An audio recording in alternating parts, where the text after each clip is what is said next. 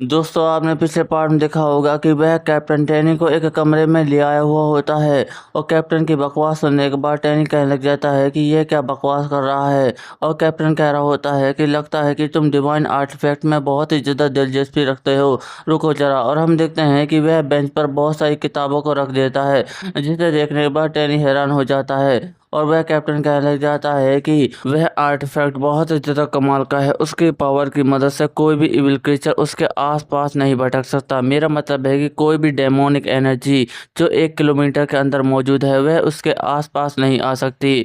और इसके अलावा सिर्फ फर्स्ट लेवल की डेमोनिक एनर्जी ही इसकी पावर को ब्लॉक कर सकती है और इस डिवाइन आर्टिफैक्ट के आसपास आ सकती है। लेकिन उसके लिए इस डिवाइन आर्टिफैक्ट को छूना बहुत ही ज़्यादा मुश्किल होगा। तुम जितना ज़्यादा इस आर्टिफैक्ट के बारे में जानते जाओगे यह उतना ही ज़्यादा दिलचस्प बनता जाएगा। जिसे सुनने के बाद टैनी हैरान हो जाता है और वह बंदा बताने लग जाता है कि देखो, इन किताबों के अंदर दुनिया भर के आर्टिफैक्ट के बारे में लिखा गया है, लेकिन डिवाइन आर्टिफैक्ट बहुत ही ज़्यादा कमाल के होते हैं। मुझे इन किताबों को इकट्ठा करने में बहुत ही ज़्यादा वक्त लगा है, तुम्हें भी इसमें वक्त लगने वाला है। तुम जानना चाहोगे कि इन किताबों में क्या लिखा है। पुराने ज़माने के आर्टिफैक्ट बहुत ही ज़्यादा कमाल के होते हैं जो कि इंसानियत के लिए बनाए गए थे और यह आज भी मौजूद है। जिसे सुनने के बाद टैनी बहुत ही ज़्यादा परेशान हो जाता है और अपने मन में कहने लग जाता है कि मैंने सेंस किया है कि इस बुड्ढे के अंदर तो कोई भी डेमोनिक एनर्जी मौजूद नहीं है, लेकिन इसके बावजूद भी यह अपनी एनर्जी की मदद से इतना ज़्यादा बोलता जा रहा है। मुझे क्या करना चाहिए। और वह बुढ़ा कहने लग जाता है कि डिवाइन आर्टिफैक्ट को देवताओं की मदद से बनाया जाता है ताकि यह इंसानियत की मदद कर सकते हैं, है ना। यह बहुत ही ज़्यादा कमाल का है। और हम देखते हैं कि उस बुड्ढे की बातें सुनने के बाद टैनी की आंख लग चुकी होती है, जिसे देखने के बाद वह बुड्ढा कहता है कि अब बस बहुत हुआ, लगता है कि तुम्हें समझाने से कोई भी फ़ायदा नहीं होने वाला, तुम्हें करके ही दिखाना होगा। जिसे सुनने के बाद टैनी की आंख खुल जाती है और वह बुड्ढा कहता है कि चलो तो फिर ठीक है, मेरे पीछे आओ, आज मैं तुम्हें दिखाऊंगा एक असली डिवाइन आर्टिफैक्ट। और हम देखते हैं कि वह चलते चलते महल के बीच हिस्से में आ चुके होते हैं और वहाँ पर एक कमरा मौजूद होता है और वह बुड्ढा टैनी से कहने लग जाता है कि तुम्हारा नाम टैनी है, मैंने सही कहा ना। क्या तुम जानते हो कि डिवाइन आर्टिफैक्ट को प्रोटेक्ट करने वाले सैनिकों को इतना ज़्यादा यूजलेस क्यों माना जाता है। जिसे सुनने के बाद टैनी कहता है कि हाँ, मैं इसके बारे में जानता हूँ, क्योंकि वह लोग अपनी जिम्मेदारी सही तरीके से नहीं निभाते। और इसके अलावा इस देश के लिए डिवाइन आर्टिफैक्ट एक सिंबल का काम करता है और इसके अलावा कुछ भी नहीं। जिसे सुनने के बाद वह बुड्ढा कहता है कि नहीं, इसकी कुछ और ही वजह है। दरअसल डिवाइन आर्टिफैक्ट अपनी खुद ही रक्षा कर सकता है, इसे किसी भी सैनिक सुरक्षा की जरूरत नहीं है, जिसकी वजह से उन सैनिकों को इतना ज़्यादा यूजलेस माना जाता है। और टैनी उस डिवाइन आर्टिफैक्ट को देखने के बाद काफ़ी ज़्यादा हैरान हो चुका होता है और कहने लग जाता है कि यह कितना ज़्यादा बड़ा और सुंदर है। जिसे सुनने के बाद वह बुड्ढा कहता है कि हाँ, तुमने बिल्कुल सही कहा, तुम्हें मेरा शुक्रिया कहना चाहिए इसे दिखाने के लिए। और इसके अलावा इस डिवाइन आर्टिफैक्ट को वही इंसान छू सकता है जो इसे छूने के योग्य हो। अगर किसी डेमोनिक एनर्जी ने इसे छूने की हिम्मत भी की तो वह वहीं पर मारी जाएगी। शायद इसीलिए इसे इतना ज़्यादा ताकतवर आर्टिफैक्ट माना जाता है। इसे किसी भी सैनिक सुरक्षा की ज़रूरत नहीं है, बल्कि यह खुद ही किसी देश की सुरक्षा कर सकता है। यह बहुत ही ज़्यादा कमाल का आर्टिफैक्ट है। चलो तो फिर ठीक है, क्या तुम इस आर्टिफैक्ट को छूकर देखना चाहोगे। मैं देखना चाहता हूँ कि तुम इसके योग्य हो या फिर नहीं। लेकिन हम देखते हैं कि टैनी उसे पहले से ही छू रहा होता है, जिसे देखने के बाद वह बुड्ढा काफ़ी ज़्यादा हैरान हो जाता है। और हम देखते हैं कि जैसे टैनी उसे छूता है उसके अंदर से एक एनर्जी बाहर निकलती है, जिसे देखने के बाद टैनी भी हैरान हो जाता है और कहने लग जाता है कि यह क्या है। यह तो एक डिवाइन एनर्जी है। और वह डिवाइन एनर्जी टैनी से बात करते हुए कहने लग जाती है कि यह आर्टिफैक्ट दुनिया का सबसे ताकतवर आर्टिफैक्ट है। इस आर्टिफैक्ट को इंसानियत की रक्षा करने के लिए बनाया गया है। अगर किसी डेमोनिक एनर्जी ने इसे छूने की हिम्मत भी की तो वह वहीं पर मारी जाएगी। इसे सिर्फ वही इंसान छू सकता है जो इसके काबिल हो। और हम देखते हैं कि टैनी उसकी बातें सुनने के बाद हैरान हो जाता है और कहने लग जाता है कि यह क्या था। क्या यह डिवाइन एनर्जी मुझसे बात कर रही है और मैं इसे सुन भी पा रहा हूँ, पर ऐसा कैसे हो सकता है। ये नामुमकिन है। और यह चमक एक डिवाइन एनर्जी है जो मेरी माना पावर के साथ जुड़ चुकी है। मैं इसे बड़ी आसानी के साथ सेंस कर सकता हूँ। और वह बुड्ढा टैनी को देखने के बाद बहुत ही ज़्यादा हैरान हो चुका होता है और कहने लग जाता है कि क्या तुम इस डिवाइन आर्टिफैक्ट से बात कर रहे थे, पर ऐसा कैसे हो सकता है। क्या तुम सचमुच इस डिवाइन आर्टिफैक्ट से बातें कर रहे थे। जल्दी से मुझे जवाब दो। फिर इसके बाद हम मैदान के सीन को देखते हैं जहाँ पर टैनी और वह बुड्ढा आ चुका होता है। और वह बुढ़ा कहने लग जाता है कि मुझे यकीन नहीं होता कि मैं एक कमाल के बच्चे से मिला हूँ जो डिवाइन आर्टिफैक्ट के साथ बातें भी कर सकता है। अब मुझे लगता है कि तुम डिवाइन प्रोटेक्शन ग्रुप को और भी ज़्यादा ताकतवर बना सकते हो और इनका जल्द ही कैप्टन बन जाओगे। जिसे सुनने के बाद टैनी अपने मन में कहता है कि यह इतना ज़्यादा ताकतवर भी नहीं है, लेकिन इसे अपने काम पर बहुत ही ज़्यादा गर्व है।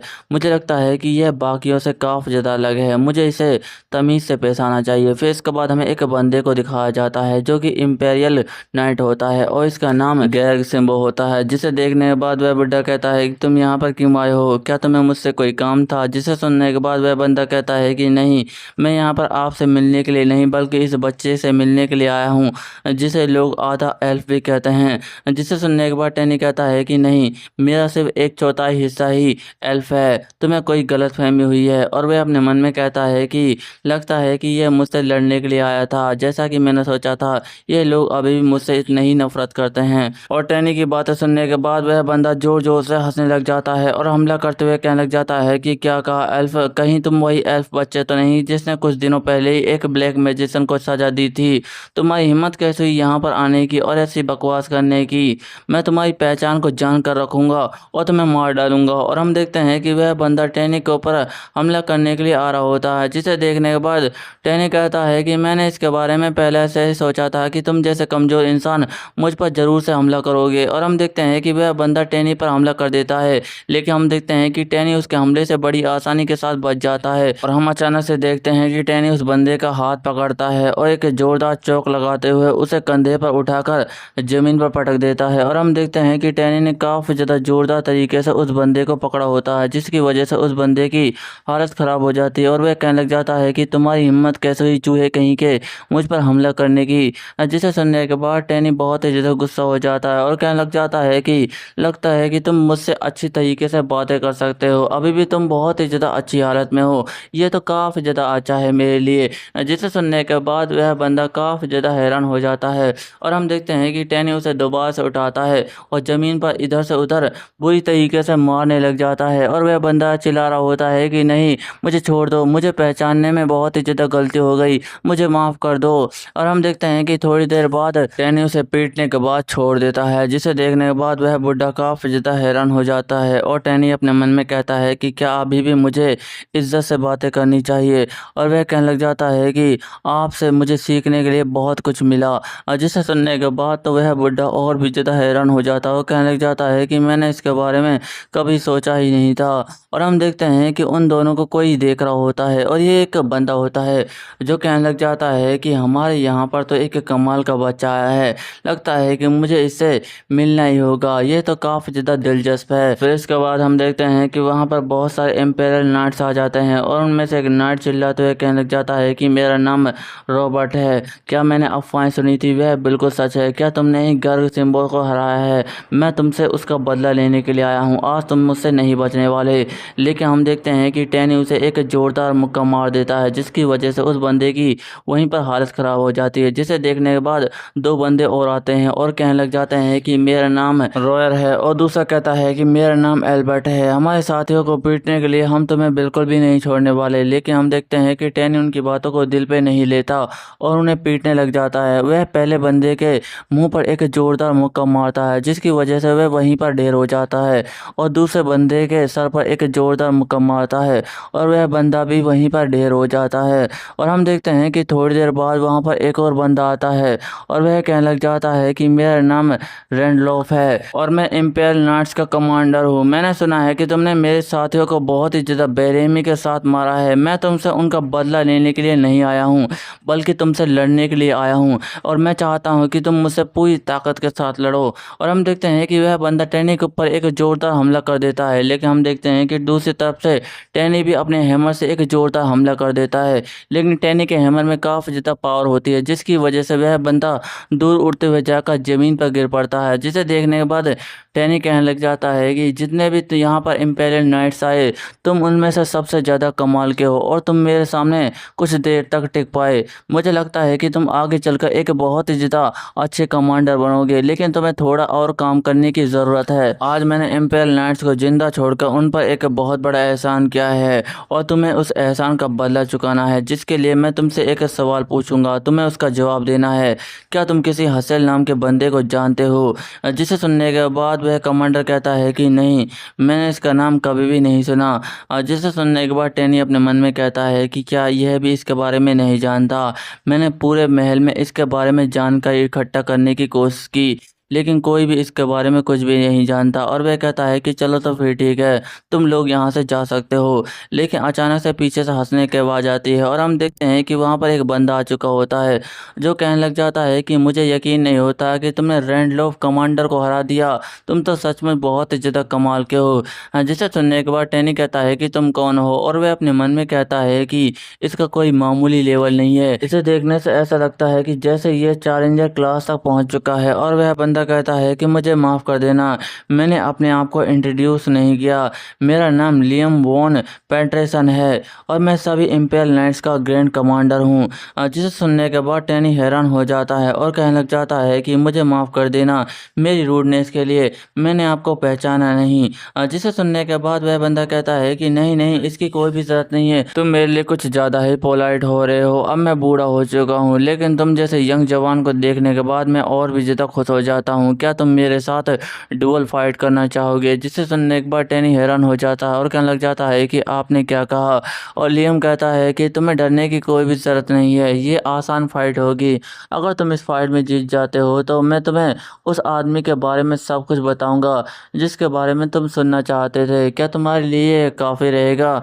जिसे सुनने के बाद टैनी बहुत ही ज़्यादा हैरान हो जाता है और वह अपने मन में कहता है कि क्या मुझे चैलेंजर क्लास के एक मार्शल आर्ट से फाइट करनी होगी, वह भी डुअल में। इसने कहा है कि यह जीतने के बाद मुझे हसल के बारे में सब कुछ बताएगा जो कि मैं चाहता हूँ। और वह बंदा कहता है कि देखो, तुम्हें डरने की कोई भी ज़रूरत नहीं है, मैं इस फाइट को बहुत ही ज़्यादा ईजी रखूँगा, लेकिन तुम इस फाइट को सीरियस रखना क्योंकि तुम मुझसे इतनी आसानी से नहीं जीतने वाले।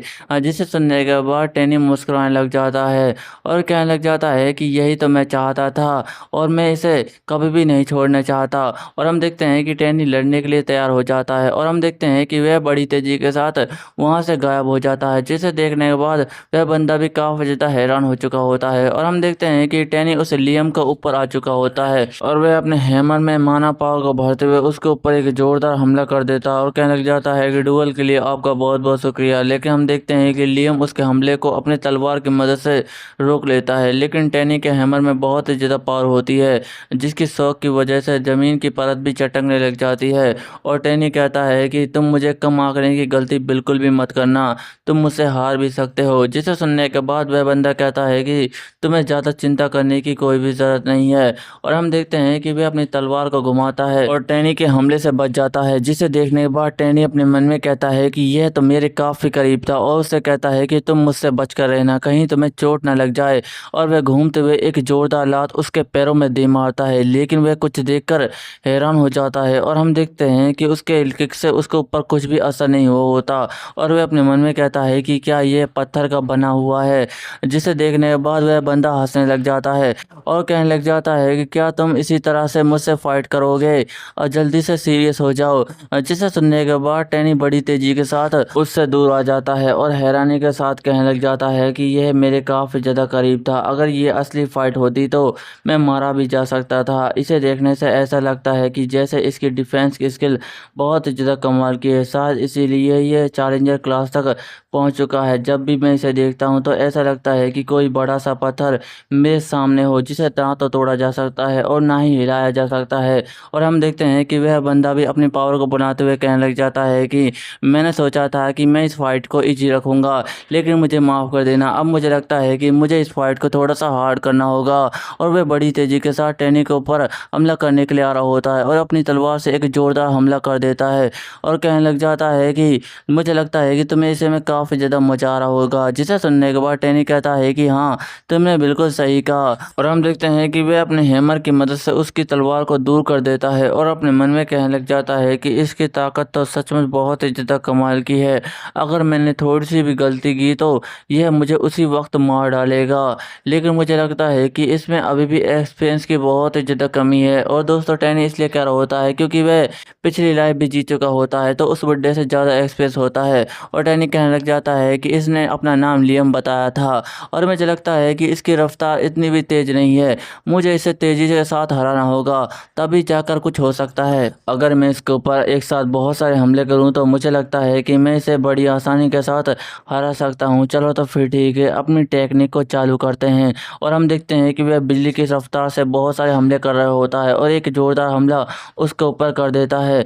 जिसे देखने के बाद वह बंदा कहता है कि तुम्हें देखने से ऐसा लगता है कि तुम कोई जीनियस नहीं हो बल्कि एक मॉन्स्टर हो। और हम देखते हैं कि वह अपनी तलवार की मदद से टैनी के बहुत सारे हमलों को रोक चुका होता है। जिसे देखने के बाद टैनी कहता है कि आपका बहुत बहुत शुक्रिया मेरी ताकत को पहचानने के लिए, लेकिन आपको क्या लगता है कि आप मुझे हरा पाएंगे? और हम देखते हैं कि वह उसके ऊपर एक जोरदार हमला कर देता है, लेकिन लियम अपनी तलवार की मदद से उसके हमले को बड़ी आसानी के साथ रोक लेता है और कहने लग जाता है कि तो तुम्हें लगता है कि तुम मुझे हरा पाओगे, लगता है कि तुम्हें अपनी ताकत को दिखाना होगा। और वह एक जोरदार पैर जमीन पर दे मारता है जिसकी वजह से आसपास की जमीन हिलने लग जाती है और हिलने की वजह से टैनी का बैलेंस बिगड़ जाता है और वह अपने मन में कहता है कि मेरे पैर। और हम देखते हैं कि वह बंदा टैनी के ऊपर अपनी तलवार की मदद से हमला कर रहा होता है, लेकिन अचानक से देखते हैं कि टैनी अपने हैमर को आगे लाकर उससे बच जाता है। लेकिन लियम के हमले में बहुत ही ज़्यादा ताकत होती है जिसकी वजह से टैनी उड़ता हुआ दीवार से जाकर टकराता है और लियम कहने लग जाता है कि चलो तो फिर ठीक है, हम इस फाइट को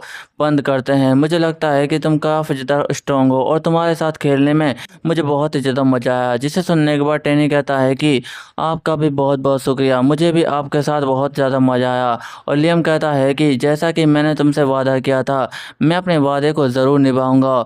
जो तुम चाहते हो मैं उस बंदे का नाम तुम्हें ज़रूर बताऊंगा। जिसे सुनने के बाद टैनी बहुत ही ज़्यादा खुश हो जाता है और कहने लग जाता है कि फाइनली आखिरकार आखिरकार मुझे हसल का नाम सुनने को मिलेगा। और वह उससे कहता है कि तुम्हारे साथ ट्रेनिंग करने में मुझे बहुत ही ज़्यादा अच्छा लगा। और अपने मन में कहता है कि अगर इसी तरह मैं करुण के अंदर ट्रेनिंग करता रहा तो मुझे लगता है कि मैं अपने टैलेंट को और भी ज़्यादा ग्रो कर पाऊंगा।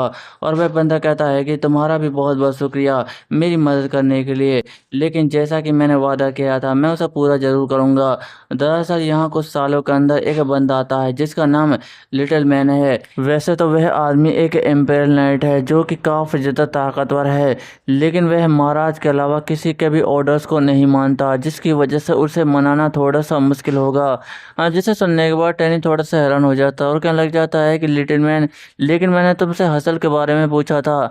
जिसे सुनने के बाद वह कहता है कि हाँ मैं इसके बारे में जानता हूँ, तुम्हें ज़्यादा फिक्र करने की ज़रूरत नहीं है। ये कि सिर्फ यही बंदा है जो हसल के बारे में तुम्हें कुछ बता सकता है, क्योंकि ये सारे देशों में घूमता रहता है। अगर यह बंदा तुम्हारी मदद करने के लिए राज़ी हो जाता है तो मुझे लगता है कि यह तुम्हें हसल का नाम ज़रूर बताएगा, लेकिन इसे मनाना इतना भी आसान नहीं है। जिसे सुनने के बाद टैनी हैरान हो जाता है और वह बंदा कहता है कि तुमने इसके बारे में क्या सोचा, क्या तुम उसके साथ मीटिंग करना चाहोगे? लेकिन हम देखते हैं कि एक सैनिक दौड़ता हुआ आता है और कहने लग जाता है कि सर टैनी, आपको महाराज बहुत देर से ढूंढ रहे थे, वे आपसे मिलना चाहते हैं। जिसे सुनने के बाद टैनी हैरान हो जाता है और कहने लग जाता है कि क्या मुझसे? फिर इसके बाद टैनी उस महाराज के पास पहुंच जाता है, जिसे देखने के बाद वह महाराज कहता है कि तुम्हारा यहाँ पर आने के लिए बहुत बहुत शुक्रिया टैनी। तुम जिस बंदे को कई दिनों से ढूंढ रहे थे वह मुझे मिल गया है, अब मैं तुम्हें उससे मिलवाना चाहता हूँ। इस बंदे से मिलो, यह ईस्टर्न देशों का एक एक्सपर्ट है, इसका नाम मिस्टर लिटमन है। जिसे सुनने के बाद टैनी हैरान हो जाता है और अपने मन में कहने लग जाता है कि मैं तो इस बंदे को नहीं ढूंढना चाहता था और इसके नाम मिस्टर लिटमन, रुको जरा, ये तो मैंने नाम सुना सुना लगता है। और वह अपने मन में लियम की बातों को याद करने लग जाता है, जिसे देखने के बाद वह कहता है कि जरूर से यही लिटमन है जिसके बारे में लियम सर ने मुझे बताया था। क्या मुझे इसे हसल के बारे में पूछ लेना चाहिए? और हम देखते हैं कि अचानक से वह बंदा टैनी के सामने आ जाता है और कहने लग जाता है कि आपसे मिलकर मुझे अच्छा लगा। जरूर से आप ही वही हीरो जिसने शैतान के पुजारियों को मारा था, लेकिन मैंने सुना है कि आप मुझे ढूंढ रहे थे। जिसे सुनने के बाद टैनी कहता है कि हाँ, आपने बिल्कुल सही कहा और आपसे मिलकर मुझे बहुत ही ज़्यादा अच्छा लगा। और हम देखते हैं कि वह राजा टैनी को घूर घूर कर देख रहा होता है, जिसे देखने के बाद टैनी हैरान हो जाता है और अपने मन में कहने लग जाता है कि यह बुड्ढा मुझे इतने देर से घूर घूर कर क्यों देख रहा है? मैंने तो कोई गलती भी नहीं की है। क्या यह मुझसे कुछ चाहता है? और वह बंदा कहता है कि सर टैनी, क्या आप मुझे ढूंढ रहे थे? जिसे सुनने के बाद टैनी हैरान हो जाता है और कहने लग जाता है कि हाँ हाँ, मैं तुम्हें ढूंढ रहा था। दरअसल मैं ईस्टर्न देशों की ओर जाना चाहता हूँ और उनकी जानकारी को जुटाना चाहता हूँ, और इसके लिए मैंने महाराज से भी कहा था। मुझे लगता है कि महाराज ने मेरी मदद करने के लिए आपको यहाँ पर बुलाया है। जिसे सुनने के बाद वह बंदा खुश होते हुए कहने लग जाता है कि हाँ, तुमने बिल्कुल सही कहा। हमारे महाराज ऐसा ही हैं। वे हमेशा दूसरों की मदद करने के लिए कुछ भी कर सकते हैं। मुझे लगता है कि तुम्हारी भी वह मदद करना चाहते हैं। जिसे सुनने के बाद टैनी अपने मन में कहता है कि ये क्या बकवास कर रहा है, ऐसा तो कुछ भी नहीं है। और वह बंदा बताने लग जाता है कि मैं कई सालों से दूसरे देशों की ओर जाता हूँ ताकि वह देश हमारे देश के साथ व्यापार कर सके, और इससे लोगों को भी समझने में मुझे आसानी होती है। जिसे सुनने के बाद वह महाराज कहता है कि सर टैनी, क्या आप भी उनके साथ जाना चाहेंगे? मुझे लगता है कि वह शैतान के पुजारी वहीं पर छुपे बैठे हैं और आप ही वही इंसान है जो इन शैतान के पुजारियों को जड़ से उखाड़ कर फेंक सकता है। और इसके अलावा छोड़कर जाने से पहले मैं आपको कुछ बातें बताना चाहता हूँ, और दोस्तों हमें वह बातें बताई नहीं जाती। जिसे सुनने के बाद टैनी कहता है कि हाँ महाराज, मैं समझ गया। और वह अपने मन में कहता है कि क्या वह मुझे यह सब बताना चाहता था? लेकिन रुको जरा, महाराज ने इस बंदे को ही क्यों चुना जबकि वह नहीं जानते कि वह शैतान के पुजारी कहाँ पर छुपे बैठे हैं? अब मुझसे यह मत कहना कि यह बंदा ही हसल है। और हम देखते हैं कि टैनी अपनी आंखों में माना पावर को भरते हुए उसे देखने लग जाता है और उसे गौर से देख रहा होता है। जिसे देखने के बाद वह कहता है कि अरे नहीं, ये बंदा हसल नहीं है। अगर ये हसल होता तो मेरा भेड़िया इसके बारे में मुझे ज़रूर से संकेत दे देता, लेकिन ऐसा कुछ भी नहीं हुआ। लेकिन हम देखते हैं कि मून वुल्फ जोर से दहाड़ता है, जिसे सुनने के बाद टैनी हैरान हो जाता है और दोबारा से माना पावर को भरते हुए और उस बंदे को देखने लग जाता है। और जैसे गौर से देखता है, उसके आसपास एक रेड ऑरा निकल रहा होता है, जिसे देखने के बाद टैनी कहता है कि नहीं, ऐसा नहीं हो सकता। इसके आसपास तो एक बीस्ट हो रहा है। इसका मतलब है कि यह कोई इंसान नहीं बल्कि इंसान और बीस्ट का मिक्सचर है। पर ऐसा कैसे हो सकता है? और वह जे की बातों को याद कर रहा होता है, जहाँ पर वह कह रहा होता है कि ऐसा हो सकता है। जे ने मुझे इसके बारे में सब कुछ बता दिया था कि बीस्ट और इंसान के मिक्सड हो सकते हैं, जिस तरह एक इंसान और एक एल्फ के होते हैं। इसका मतलब है कि यह वही है। और वह बंदा कहता है कि तुम्हें ज़्यादा हिचकिचाने की कोई भी ज़रूरत नहीं है, तुम आराम से अपना जवाब दो। क्या तुम सच में मेरे साथ ईस्टर्न देशों की ओर जाना चाहते हो? जिसे सुनने के बाद वह महाराज कहता है कि मिस्टर लेटमैन, मुझे लगता है कि आपको भी उनके साथ जाना चाहिए और शैतान के पुजारियों को मारने में आप ही उनकी मदद करनी चाहिए। जिसे सुनने के बाद हसल कहता है कि यह आप क्या कह रहे हैं महाराज? मुझे कुछ भी समझ नहीं आ रहा। क्या आपको पता नहीं है कि मुझे कल सर गेल को बचाने के लिए एक मिशन पर जाना है? जिसे सुनने के बाद वह महाराज कहता है कि उस मिशन को कैंसिल कर दो। अब तुम्हें टैनी के साथ जाना है और शैतान को पुजारियों को मारने में उसकी मदद करनी है, क्योंकि तुम बहुत ही ज़्यादा टैलेंटेड हो और तुम बाहर की जगहों के बारे में सब कुछ जानते हो। मुझे लगता है कि टैनी तुम्हारे साथ मिलकर उन शैतान के पुजारियों को जल्दी ही ढूंढ लेगा। जिसे सुनने के बाद हसल हैरान हो जाता है और थोड़ा सा शांत होते हुए कहने लग जाता है कि मैं समझ गया, मैं सरगल के मिशन को कैंसिल कर देता हूँ और टैनी के साथ उन शैतान के पुजारियों को ढूंढने के लिए चला जाता हूँ। आपके हर कमांड को मानना मेरा फर्ज है। जिसे सुनने के बाद टैनी अपने मन में कहता है कि जबकि मैं इसे देख रहा हूँ तो इसके अंदर कोई भी डेमोनिक एनर्जी नहीं है, लेकिन मुझे पूरा विश्वास है यही इंसान हसल है। और दोस्तों, इसी के साथ ही हमारा यह चैप्टर भी एंड हो जाता है। दोस्तों, आपको यह चैप्टर कैसा लगा कमेंट में ज़रूर बताएं। आपको वीडियो अच्छी लगी हो तो वीडियो को लाइक एंड चैनल अपने चैनल सब्सक्राइब कर लीजिए। मिलते हैं अगली वीडियो में। धन्यवाद।